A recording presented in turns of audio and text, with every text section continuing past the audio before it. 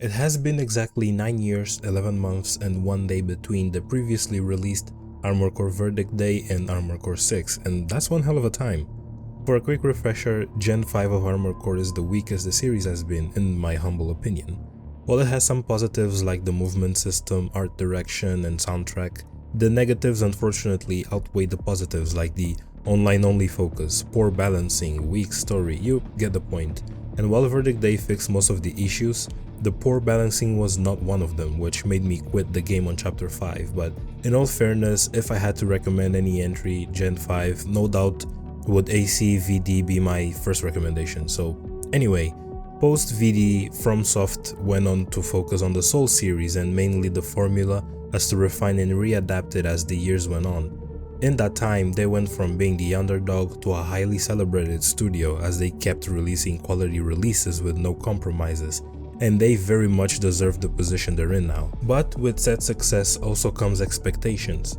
During those 10 years, FromSoft has built a loyal fan base of mostly people who got into their Souls games or general fantasy enthusiasts. And when you pair that with their output only being fantasy games, it felt like the AC days, or for me, the era where FromSoft was really experimental, were slowing down. And that was until the 2022 Ad Awards, where the game was officially revealed to the surprise of many, as they haven't really stepped out of the fantasy genre since Dark Souls 2. And as it followed, expectations dictated if the game would be an open world mech Souls game, anything similar, which is pretty silly in retrospect, or traditional like previous entries. I even made a video discussing some of the possible things that could happen to the core game design, which we'll get to in a minute. With all that said, Armored Core 6 is finally here, and during my 62-hour playthrough, I made sure to be as thorough as possible on all my 3 runs to make sure I've sampled the game top to bottom. And for the absolute no shock for many of you, I come here very late to tell you that AC6 is an extraordinary game that not only respects its legacy mechanically, but it also evolves said formula for something more modern, accessible, responsive, and most important of all, challenging. Admittedly, it's not a perfect game as some minor issues plague the game, but only momentarily, as the rest of the package proves that this team still has the chops to make games outside of Souls, and that they should make more games outside of Souls, because that is one very talented team that deserves the freedom to do more than what they're currently doing.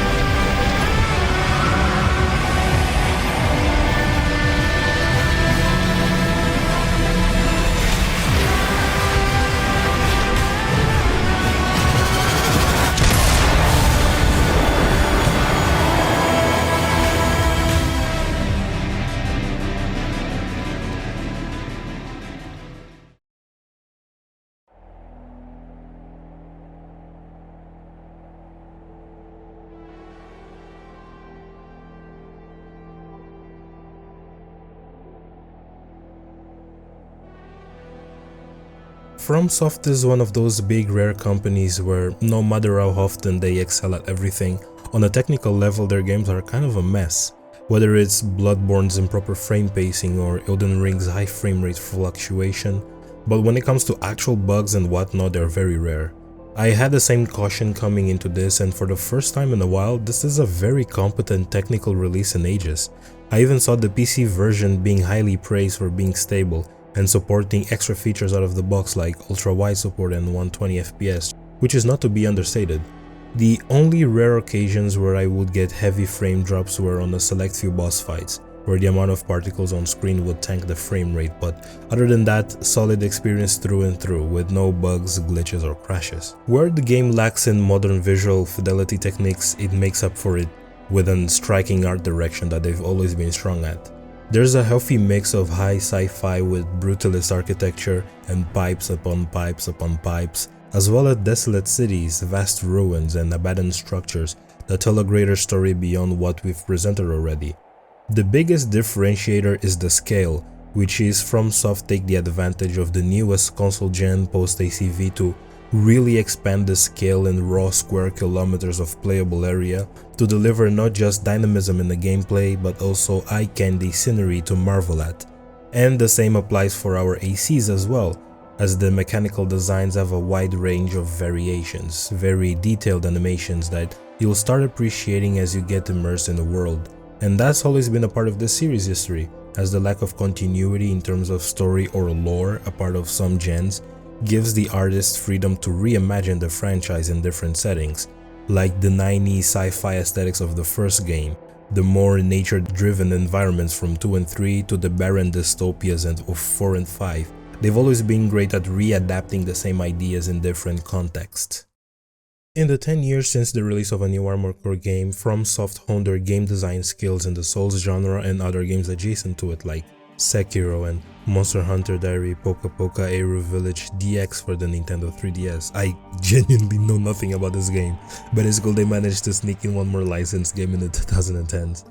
And in that period, you can learn a lot, and FromSoft for certain didn't shy away of those lessons, because when you boot up AC6 you can immediately feel those teachings. First, the movement is no longer centric, and it's now omnidirectional, as your AC can do full 360s just by the simple rotation of the stick, instead of walking backwards and turning speed being limited by your legs as you used to be. This is pretty significant because in past entries, the limitations imposed by the movement force you to come up with tricks to help you move efficiently, like bunny hopping to conserve energy or performing 180s with the boosters in such a way that it was more convenient than relying on the normal method of doing so. Alongside this change, the general mechanics for movement seem to take inspirations from Gen 4 and 5, more specifically, the game feel of Gen 4 where ACs felt much faster, tighter and twitchier, and Gen 5's locomotion of having a regular boost, glide boost and high boost, and chaining them together as you see fit, though heavily modified for this game, which for the most part is a successful fusion, as you can feel it most when the level design becomes more vertical, and you'll start considering the best way to chain certain moves or how to get the upper hand efficiently in tight scenarios, like the entirety of Chapter 2, from making your way up to Smart Cleaner to dodging the lasers as you make your way towards the container on the cargo launcher at the center of Grid 086 upper level. The level design in particular does a phenomenal job of allowing the movement system to be as flexible as it is, and on more than one occasion you'll be required to make full use of the tools available to you. Straightforward as it may seem, combat has also seen an overhaul. You'll still be shooting, hitting and kicking enemies like you're used to, but the main new addition that influences your ballet significantly is the stagger system. Similar to Sekiro, enemies can be staggered after sustaining a large amount of damage that leaves them vulnerable for a few seconds, and not just for them but for us as well. What makes this addition so interesting, and for a mech game no less, is that from a behavioral standpoint, we've been intrinsically taught to efficiently tank the damage we receive and push out the same amount in a way that benefits us throughout the series. The difference here in AC6 is speed. Speed dictates the tempo of the combat, and the faster our enemy moves, the harder it becomes to place shots, and AC for Answer is a prime example, when you have to battle 5 ACs at the same time in the final mission of your third run. Not to say it's impossible, but the skill ceiling is very high, as tall as Mount Kilimanjaro even. So to help better dictate that tempo, a stagger system helps slow down some of the intensity you'll experience, not only rewarding you with extra damage, but also some time to get your bearings before you return to action and reassess your situation. Another series first is a healing mechanic that functions more as a way of keeping you longer in battles, as it affords the combat system time to function as a ballet choreography, framing the action as bigger-than-life events rather than a run-of-the-mill Thursday afternoon. OS tuning functions as a traditional skill tree that has more features on top of the already solid combat mechanics, offering stat boosts like increased resistance or quicker lock-in time, as well as mechanical ones like carrying a secondary main weapon or kicking during an assault boost that feels very Sekiro coded. It's similar to tuning in Armored Core 4, with the only difference being tuning in that game functioning similar to a racing game. The game also has a very intuitive tutorial system that thoroughly explains what does what, how they work, and the best scenarios to make use of them, and I love that a lot because one of the biggest hurdles of the past games is how alienating they can feel, and your determination often dictates how willing you are to put in the time, research online, and tinker to figure how stuff works, so just seeing it explained perfectly with no overcomplicating goes a long way in making this entry more inviting for newer players. Bosses are perhaps one of the biggest distinctions in this new entry, where there's this clear difference between traditional ACs, like the ones you'd fight in the arenas and excellent mobility like V4 Rusty and Honest Brute for example, and the ones I like to call specialists, as they represent this quintessential traditional boss fight, where they have distinct attack patterns, unusual designs, and beefy health bars like Juggernaut, Balteus, and Sea Spider. What makes them so cool is that this goes back to what I mentioned of combat tempo being determined by the stagger system, and how that brings a new level of interactions that would have otherwise felt unfair or difficult when not balanced properly, namely attack patterns that devoid of simply shooting at you or zip-zapping through the arena, and instead hit you with attacks that you wouldn't be expecting like a flamethrower slash or directly ramming at you. It feels innovative in a way that may not do much in the grand scheme of the entire design, but in the moment they deliver some of the best choreographed action the game has to offer. Picture this, you're piloting this puny mech against larger-than-life machineries that will not hesitate to zero you in massive combat arenas that heighten the intensity of your situation, almost like a Roman Colosseum, and you have David and Goliath-esque moments of soldiers overcoming odds thrown against them. I won't miss. Secondary shield down. Gun 13, the head's open for a direct hit.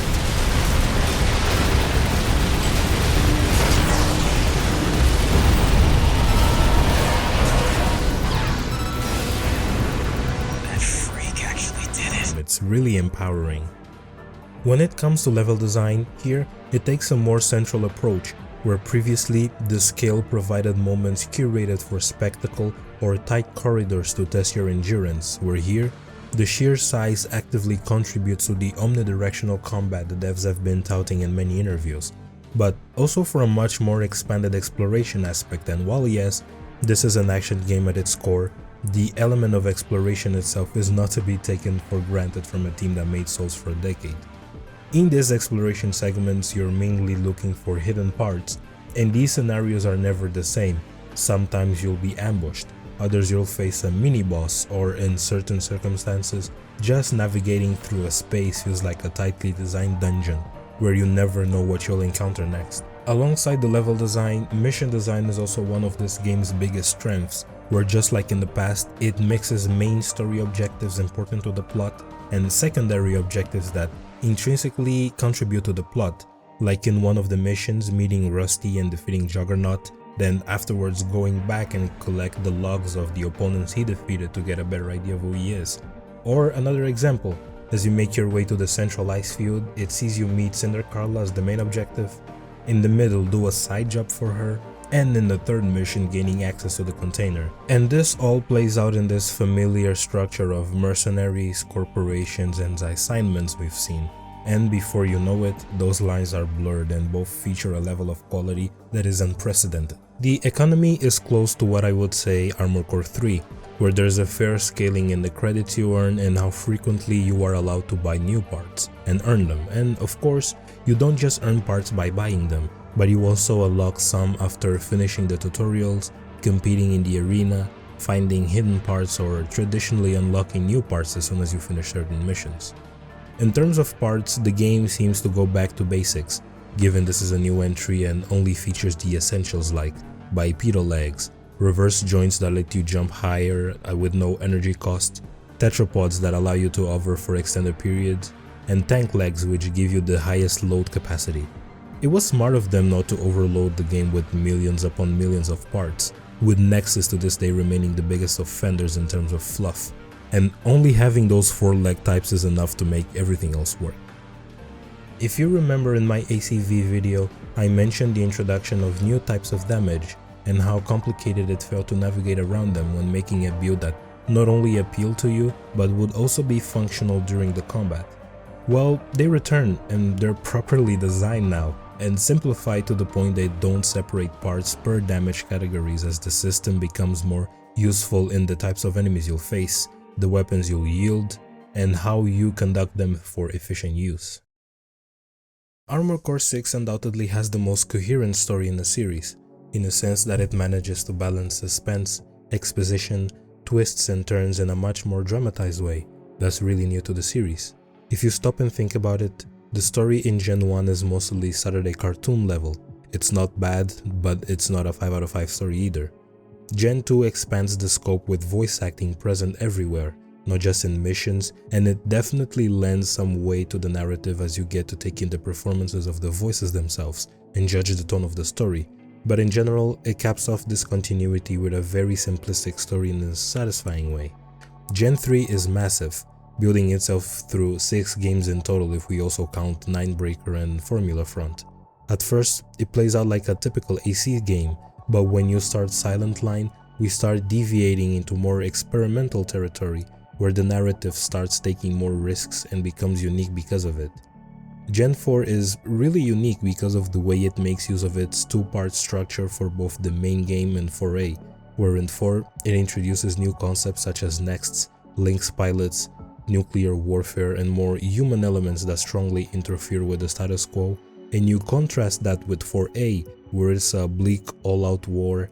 Any semblance of individuality is put in the back burner for a minute, and the inclusion of 3 different endings requiring 3 different playthroughs smartly plays around with the cycle of violence concept, and how you as a player are just a pawn in this greater system with no actual input, as you have to slaughter your way under the delusional guise of the greater good.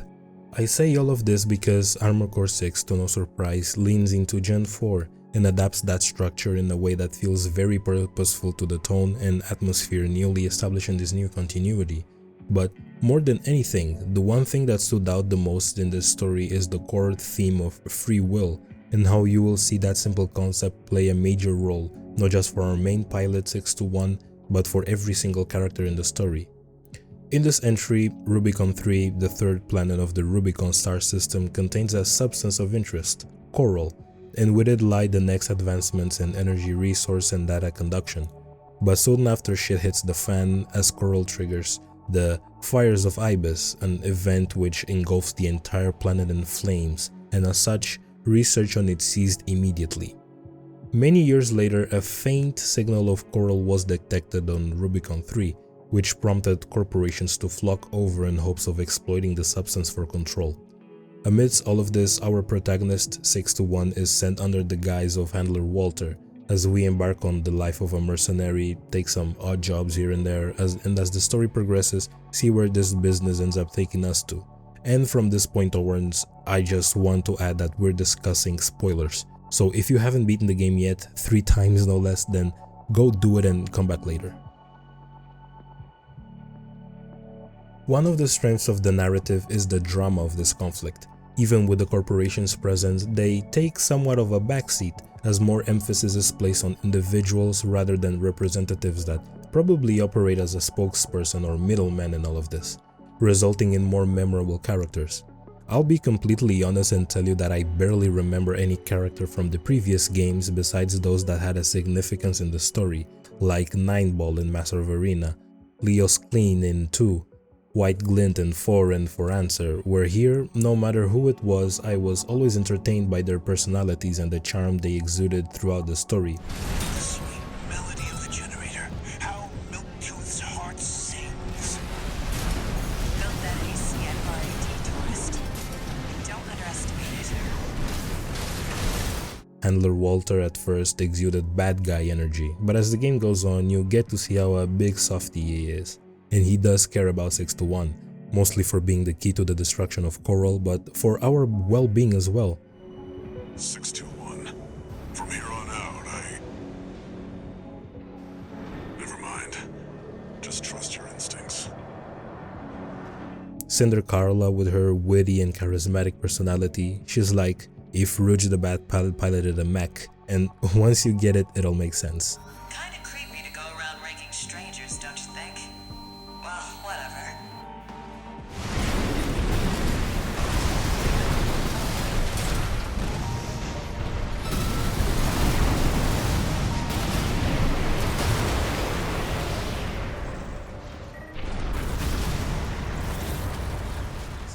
Rusty in just how raw he is with his exaggerated mechanical swagger and the way he speaks, very direct and to the point while also being charming in his own way. Hey, buddy. I never thought I'd be rubbing shoulders with the liberator of Rubicon.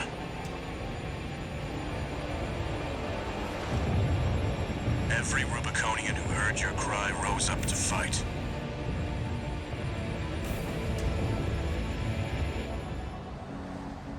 Let's show them there's a future for Rubicon beyond these scorched skies. You get the idea.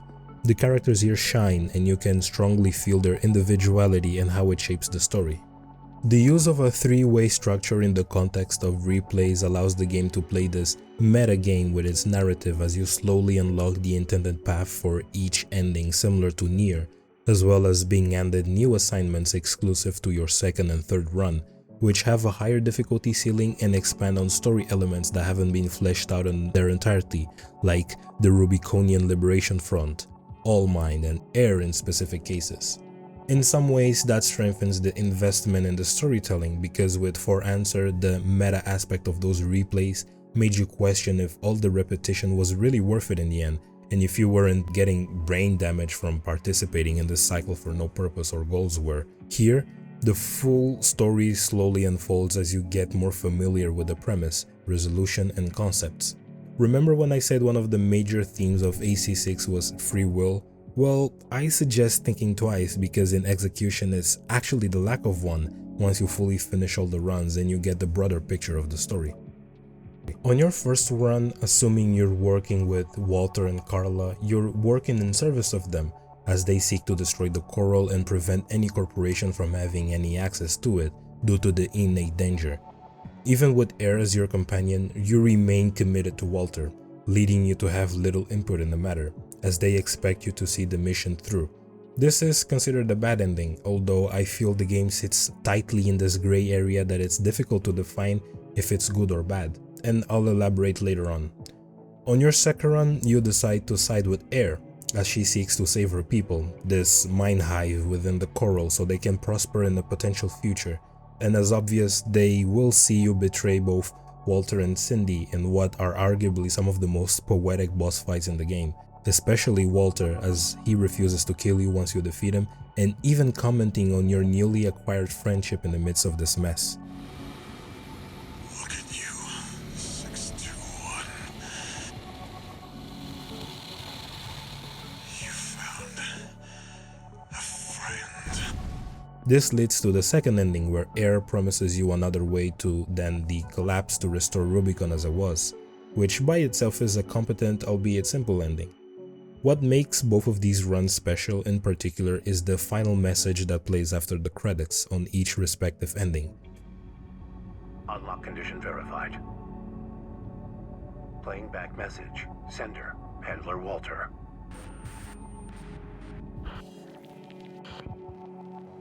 "621. Looks like you got the job done. You chose to carry our burden and right the wrongs of the past. I'm sorry. And I'm grateful. 621. There's nothing left to bind you. Whatever choices you make now, I just hope you find your true potential. Raven. You took on my hopes, my selfish dream. Now, I want to see the future that you choose.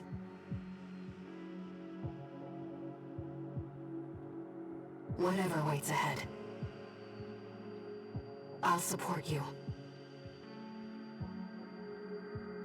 Both Walter and Air thank you for fulfilling their goals, selfish as they admit, but the tidbit that's the most important is the one where they wish to see how would you choose your outcome in these trying times. And this leads to the third run, also known as Alea Lacta Est, Latin for Throw the Dice, which features the full scope of the story and with all new missions that plug in the missing pieces. Registration number RB23. Call sign Raven. Authentication complete. Removing MIA status. Restoring access privileges. This is Allmind, the mercenary support system. Welcome back, Raven.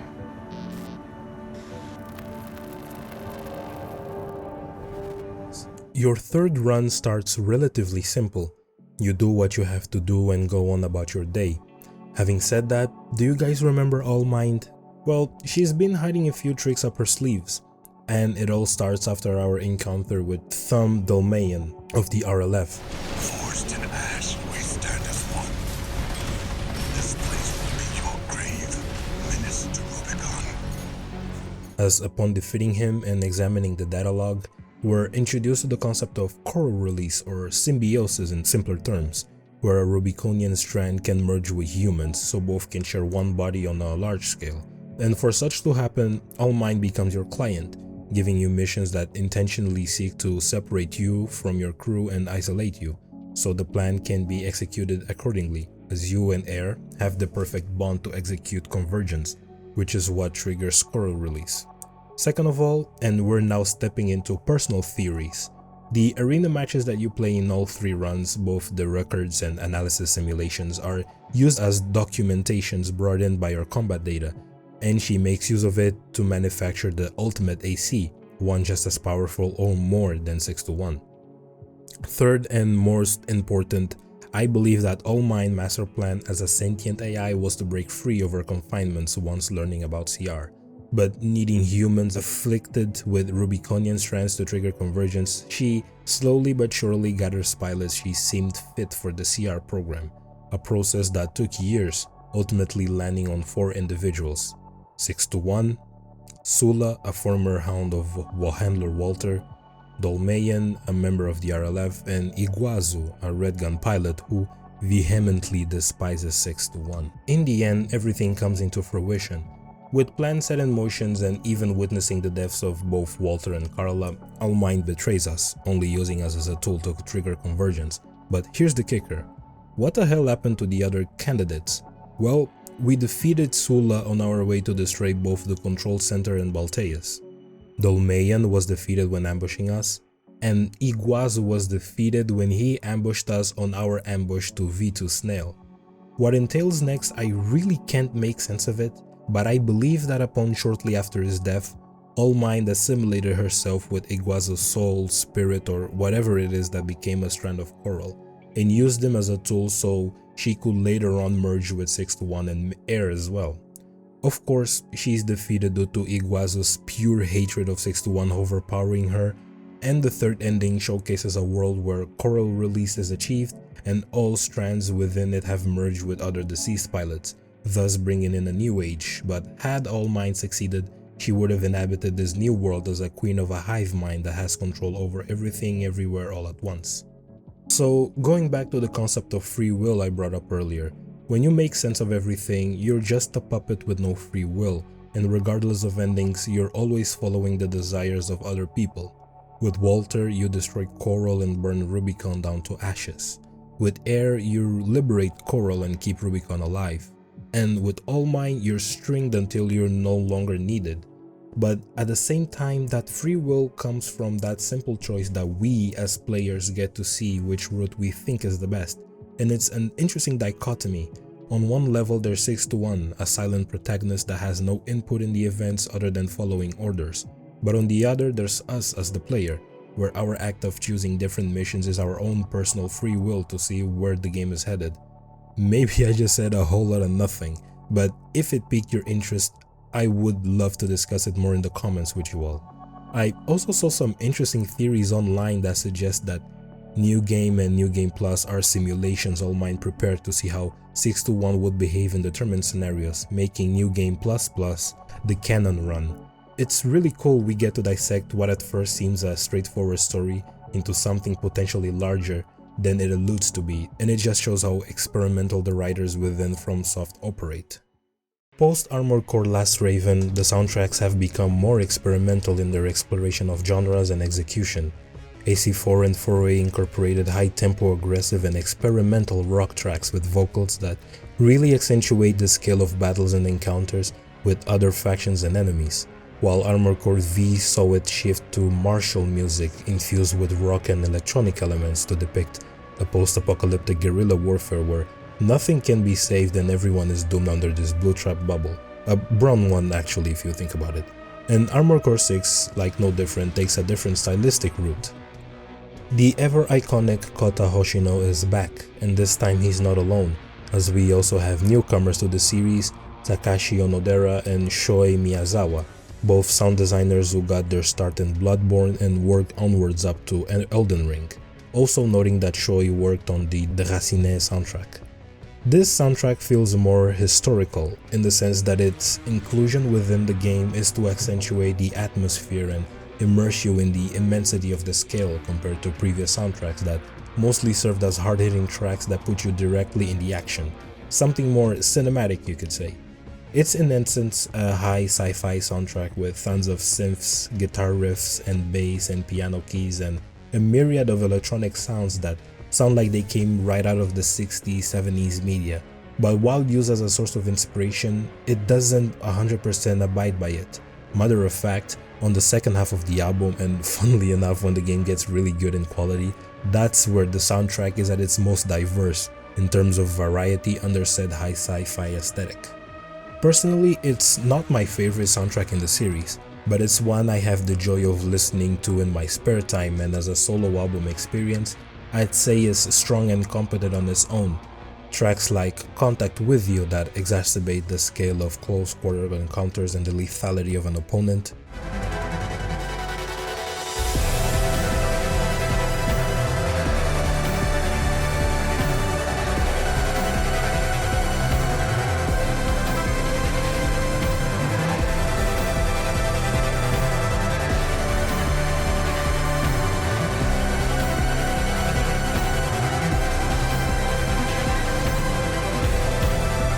Isentropic Flow, which feels like lounge music but more oppressive.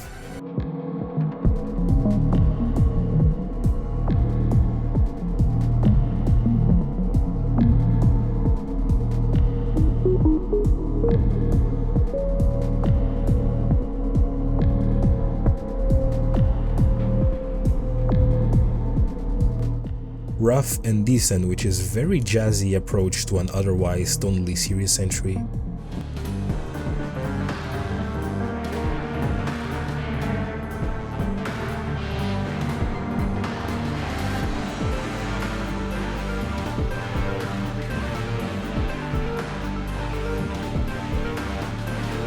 Verification with the very upbeat tempo.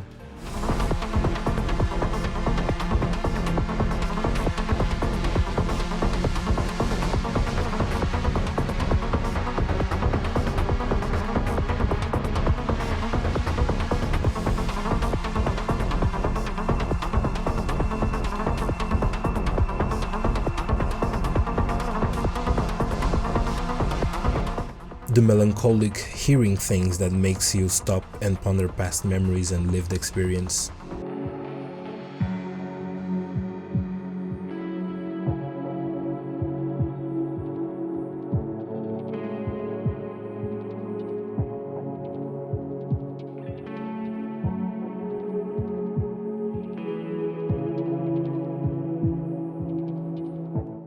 And the epic steel haze rusty sprite that harkens to that simplicity of rock instrumentals with dope ass vocals that get you pumped up for combat.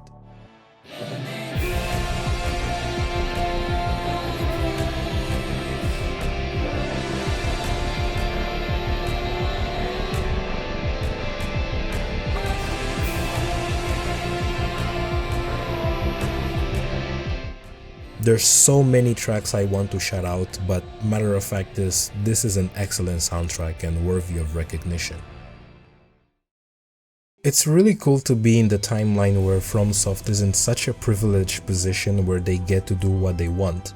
Souls marked a significant shift for the company many years ago, and it was expected of them to carry out this style for many years, and honestly, that would have sucked because while Bloodborne and Sekiro are differentiators, it's also important to flex your muscles sometimes and really go out of your way to make something new and bold, and Armored Core 6, I believe, marks a new era where From is mostly done with Souls games thanks to Elden Ring being a culmination of that. What excites me the most about this new direction is not the fact that we finally got a new Armored Core game after so many years, it's the fact that Armored Core 6 marks a new direction where we can see new games from different styles with different aesthetics out of FromSoft. Who knows, a new IP, new Kingsfield, Evergrace, only time will tell, but I can't wait to witness that future. If you enjoyed the video, leave a like, subscribe, share with your friends and activate the bell so you can get notification of my latest video, and thank you for watching.